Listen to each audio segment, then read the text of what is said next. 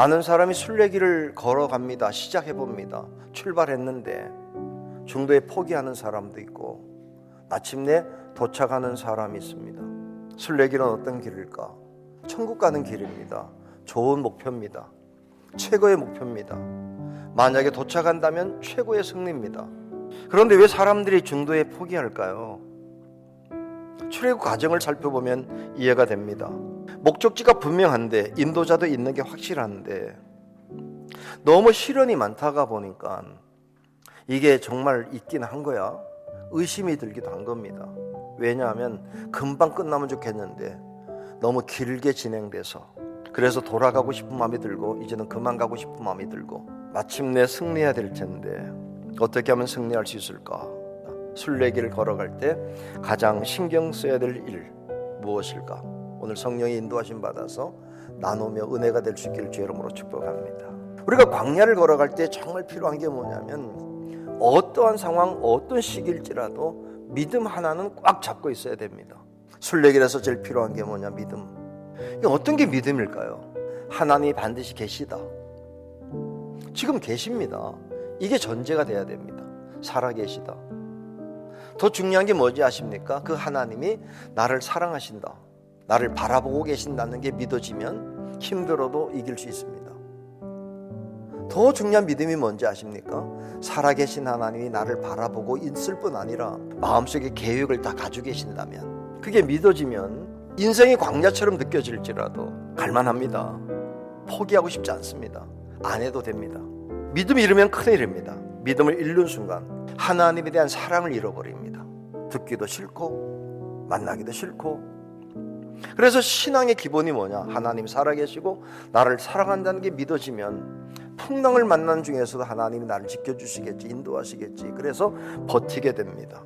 믿음이 사라지면 내적인 충만함이 사라지면서 갈증이 생깁니다. 다른 걸 채우고 싶은 욕망이 생깁니다. 만족이 사라집니다. 광야를 지나가는데 순례길이 되려면 꼭 부탁합니다. 믿음은 놓치지 마십시오. 기초가 흔들리면 삶이 어렵습니다. 믿음은 기초 같습니다. 흔들리지 않는 터 위에 집 지어 나가고 내 인생을 세워갈 수 있기를 주의 이름으로 축복합니다. 둘째는 광야에서 죄를 짓지 마십시오.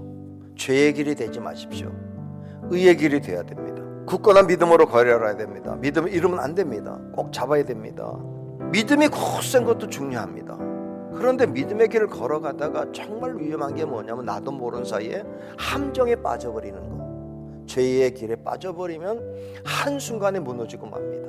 다윗 믿음의 사람입니다. 순간순간 하나님 바라보고 산 사람입니다. 그런데 한순간에 무너집니다. 죄 때문에. 내 인생의 길이 남은 인생의 길이 순례길이 되려면 죄에 빠지지 않아야 됩니다.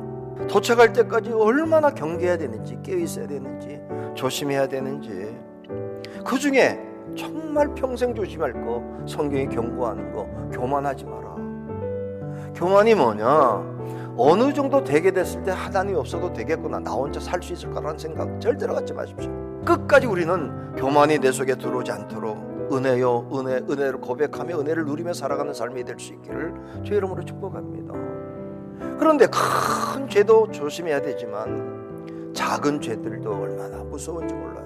큰 함정이 있는 길, 작은 함정 많은 길 똑같습니다. 함정은 작은 함정도 조심하셔야 됩니다. 자, 영적 순례길에서 작은 죄 많이 있습니다만은 이게 죄라고 안 느껴지는 속에서도 내 인생의 길을 함정으로 만드는 거 하나를 소개한다면 영적인 나태함. 나도 모르게 나태해지면 순례길을 멈추게 만듭니다. 그러니까 나태가 환경 때문이냐? 그렇지 않습니다. 죄가 다른 거 아닙니다. 기도 쉬는 게 죄입니다. 기도 늘리십시오. 예배 늘리십시오. 셋째는 광야의 길을 어둠의 길로 만들지 마십시오. 어둠의 길로 가지 마십시오. 밝은 길로 가셔야 됩니다. 아무리 강해도, 아무리 죄를 짓지 않으려고 해도 캄캄하면 빠지게 됩니다. 그래서 무지의 길이 되면 인생이 힘듭니다.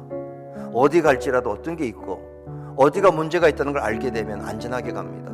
수억 명의 사람들이 걸어간 지도, 수천 년 겪었던 지도 펼쳐보고 갑시다. 그러면 무지하게 가는 게 아니라 알고 가는 길이 됩니다. 수많은 사람의 안내를 받고 가는 길이 됩니다. 불은 켜져 있어도 눈을 감으면 어둡습니다. 눈 뜨고 가셔야 됩니다. 성경이 있어도 읽으며 가셔야 됩니다. 이제 남은 인생 속에서 하나님 말씀을 알고 가는 길과 모르고 가는 길은 다를 수 있다는 것 인식하고 삽시다. 그러면 순례길이 우리의 인생 속에서 복된 길이 될 줄로 믿습니다. 그렇지 않으면 믿는다고 하면서도 무엇을 믿는지도 모르고 믿는다고 말할 수 있습니다. 내용 없는 믿음. 매일매일 의심하고 염려 걱정만 하다가 인생을 채우지 말고 살아계시고 나를 사랑하시고 계획하시고 이끄시는 하나님을 믿고 달려가면 됩니다. 너희 중에 여호와를 경외하며 그 종의 목소리를 청종하는 자가 누구냐? 흑암 중에 행하며 빛이 없는 자라도 여호와의 이름을 의지하며 자기 하나님께 의지해라. 캄캄해서 아무것도 안 보이는데 3달만 지나면 무너질 게 분명한데 귀 기울여 보라는 겁니다. 지금 삶이 암흑과 같이 힘들고 어려울지라도 한 가지만 확인하십시오. 하나님 계시냐? 나를 부른 게 맞냐? 함께하는 게 맞냐? 말씀과 대화를 통하고 있냐? 믿음 잃지 말고 죄 짓지 말고 그리고 깨닫는 대로 살아가면서 내 인생 끝날 때는 영적인 승리자로 설 수 있기를 주의 이름으로 축복합니다.